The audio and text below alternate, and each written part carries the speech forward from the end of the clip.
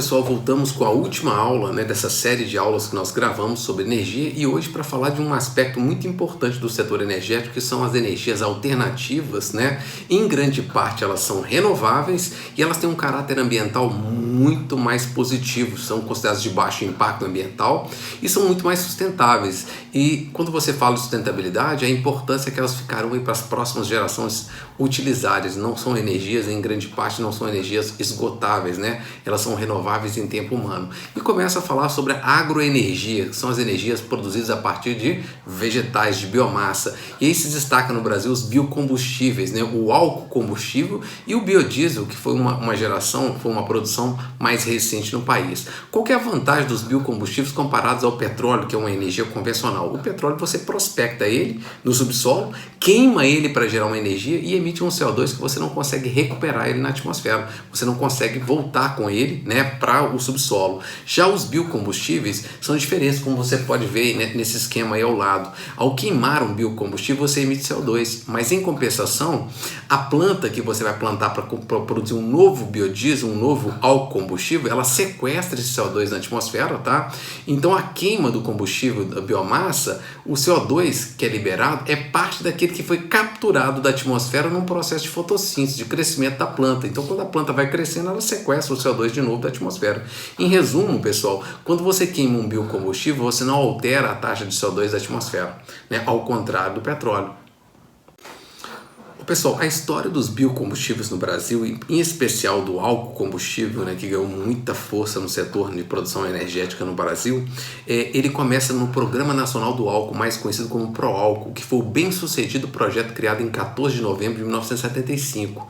Esse projeto tinha como objetivo estimular a produção de álcool, visando a substituição do petróleo, nas bombas, para ser mais específico, a gasolina, que se encontrava em forte escalada de preço, desde o choque do petróleo que aconteceu lá em 1973. Tá? Houve algumas dúvidas sobre a eficácia desse projeto lá na década de 90, muito em função da queda do preço do combustível, do petróleo no mercado mundial. Mas já no início do século XXI, houve um reforço da importância desse combustível, muito em função do caráter ambiental e da maior sustentabilidade e da projeção que ele ganhou no mundo, dessa preocupação com combustíveis mais limpos, e pela melhora também das tecnologias dos motores e pela grande fabricação de carros biocombustíveis, carros flex. Vejam vocês, pessoal, que essa produção de carro flex, ela chegou a representar no Brasil mais da metade da frota produzida no país, tá? E nesse mesmo momento, o governo criou regras para aumentar a mistura de álcool combustível na gasolina, que chegaram a representar e chegaram a 27% da mistura da composição final da gasolina. O álcool produzido a partir da cana-de-açúcar possui a maior produtividade por hectare plantado e o menor custo no mercado mundial. E é nesse cenário muito favorável que a produção canavieira, no Brasil, a produção de cana-de-açúcar avançou bastante e deixa aí as tradicionais áreas do Nordeste, de São Paulo, avançando hoje para o Centro-Oeste do Brasil sobre as áreas do Cerrado, tá bom? E, gente, o cenário hoje é muito favorável para a produção de cana-de-açúcar, muito em função desse caráter ambiental muito mais sustentável que a cana-de-açúcar tem, que o álcool combustível tem em relação aos combustíveis convencionais.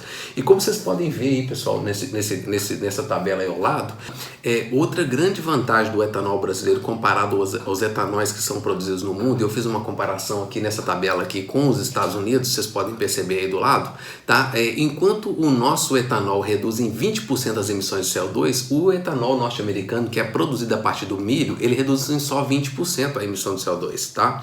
E outra grande vantagem é o balanço energético médio. Como que explica isso aí? Vocês podem perceber que o balanço energético médio é de 1,5 nos Estados Unidos, tá? E o nosso é de 8. O que significa isso? Para cada uma caloria gasta no processo de fabricação do etanol a partir da cana, nós fabricamos 8 calorias equivalentes, tá? E ao passo que o norte-americano, para cada uma caloria gasta no processo de fabricação do etanol a partir do milho, ele só produz 1,5 calorias equivalentes. Então o nosso é muito maior rendimento energético, tá?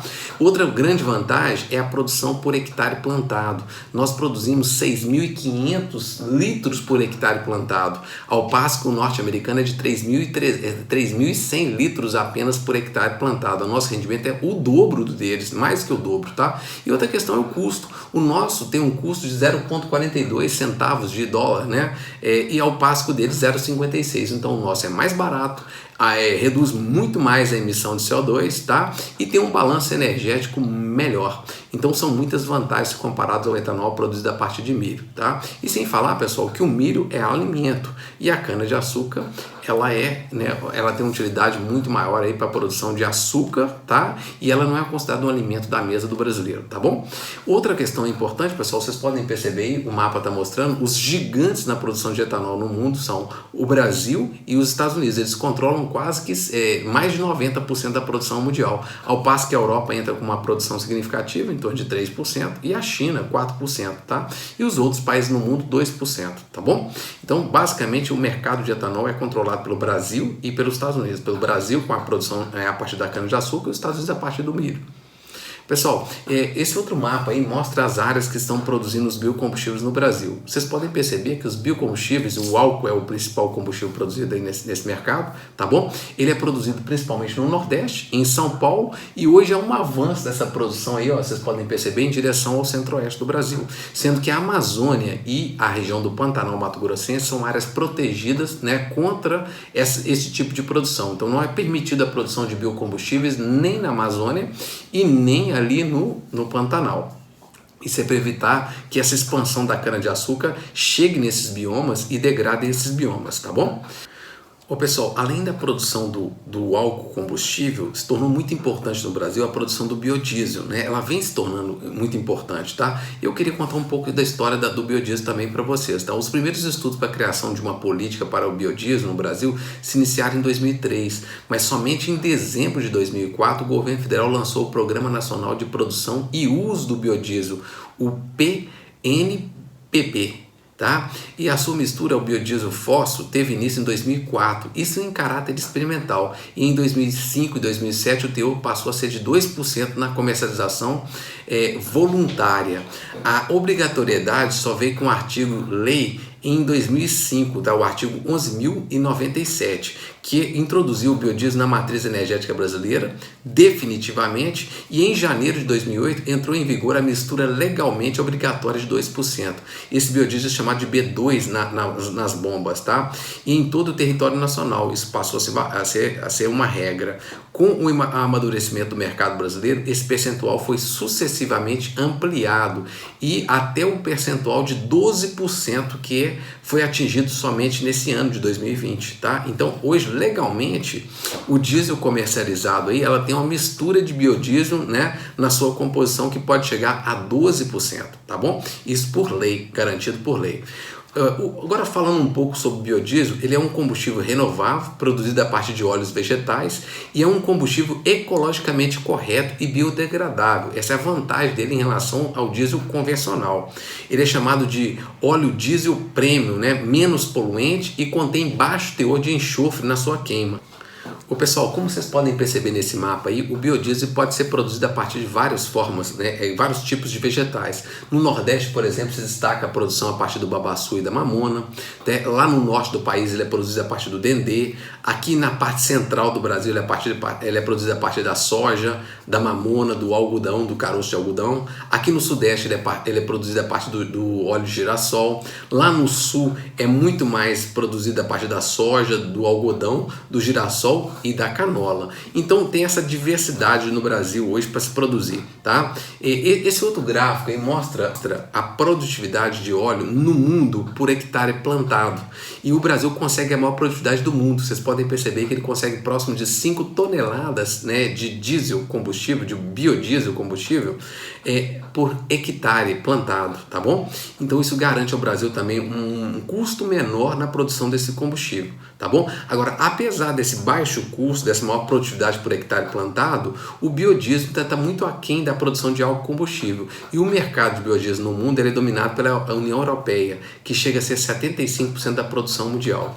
Ao passo que os Estados Unidos dominam em torno de 13% desse mercado e 12% dos demais países. Então percebam que o Brasil ainda não entrou fortemente nesse mercado, mas a tendência é a participação brasileira ir gradativamente aumentando, até mesmo com essa mistura hoje garantida por lei, tá bom? O pessoal, ainda voltado para o setor de geração de energias, né, alternativas e mais limpas, um passo importante que aconteceu no Brasil foi a criação do PROINFA. O que é o PROINFA? É o Programa de Incentivo às Fontes Alternativas de Energia Elétrica. Esse programa foi instituído no Brasil em 2002, tá? E é considerado um dos maiores programas do mundo de incentivos às fontes alternativas de geração de energia elétrica e que entrou em vigor no Brasil em 2002 e que já está colhendo frutos no país, tá? Porque essas energias já se firmaram no mercado e a tendência é o aumento significativo delas nos próximos anos, tá bom? Pessoal, eu começo falando sobre a energia solar, que é uma energia considerada limpa, renovável e de baixo impacto no processo de implantação da sua geração, tá bom? E aí, dentre as energias solares, nós temos vários tipos de energias solares aproveitadas no mundo e no Brasil, tá? Eu começaria falando um pouquinho sobre a energia termosolar. O que é energia termosolar? É a energia solar térmica e costuma ser usada para aquecer ambientes e água para banho ou para processos industriais e é extremamente eficiente e reduz o consumo de energia para aquecer a água em até 80%. Ô pessoal, esse tipo de energia passou a ser muito divulgado e muito implantado no Brasil a partir da crise energética em 2001. Nós tivemos que reduzir, nós fomos obrigados a reduzir o gasto de energia em casa e uma alternativa para reduzir o gasto de energia foi substituir os chuveiros convencionais pelo aquecimento termosolar nas casas. Então isso passou a ser muito difundido e muito aplicado no Brasil, mas ainda é considerado projetos caros, né, de serem implantados e não foram muito popularizados, sendo implantados mais em residências de pessoas de maior poder aquisitivo. Mas passou a ser uma alternativa interessante no Brasil e passou a ser muito difundida a partir de 2001. Ô pessoal, outra forma de aproveitamento, tá, são as usinas termosolares, né? Como eu já disse para vocês, são termosolares. Esse tipo de usina redireciona a radiação solar por meio de espelhos côncavos para aquecer água, geralmente misturada com sal. As grandes temperaturas atingidas e as altas pressões, né, geradas pelo vapor da água atingidos são usados para mover grandes turbinas acopladas aos geradores de energia elétrica, num processo muito semelhante a uma termoelétrica, tá? Só que nesse caso utilizando a energia termosolar. Nas termoelétricas você utiliza a energia gerada por um combustível fóssil, pessoal. Então é um processo considerado um processo limpo, né, e eficaz. Um projeto semelhante a esse, pessoal, né, você pode observar nessa imagem aí. Aí fala o título da imagem é 4 Itaipus no deserto. O que é isso aí? São um projeto de custo de 400 bilhões de euros para gerar aproximadamente 100 gigawatts de energia. Ô pessoal, isso seria suficiente para abastecer mais da metade do Brasil em energia elétrica. E esse projeto aí criado para gerar energia no deserto do Saara, que é uma região pouco aproveitada do ponto de vista, né, físico, e com grande iluminação solar ao longo do ano. Para vocês terem uma ideia, tem uma média de iluminação solar de 13 horas diárias, né, ao longo do ano. Eles calcularam, pessoal, que usinas como essas aí, que estão sendo pensadas para o deserto do Saara, numa área de 84 mil quilômetros quadrados, seria capaz de gerar energia suficiente para abastecer o mundo inteiro, tá bom? Então isso é uma oportunidade interessante, né, de se gerar energia a partir de uma área hoje pouco aproveitada. Ô pessoal, outra forma de aproveitamento são as células fotovoltaicas. É um dispositivo responsável por converter a energia luminosa em energia elétrica já diretamente, tá bom? Há vários tipos de células fotovoltaicas, mas a mais popular e a mais utilizada no mundo é a de silício cristalizado. Essa tecnologia foi a mesma desenvolvida pela empresa Bell Laboratories nos anos 50 e que foi utilizada em satélites já nos anos 60.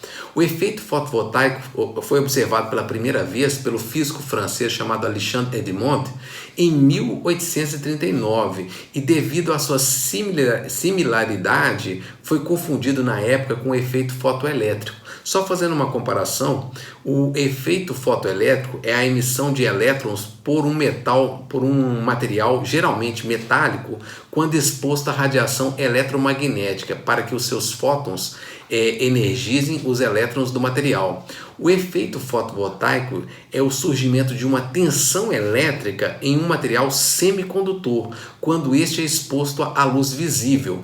Um dos dois efeitos estão relacionados, mas são processos totalmente diferentes. Eu acho muito importante ser entendido por vocês, tá bom?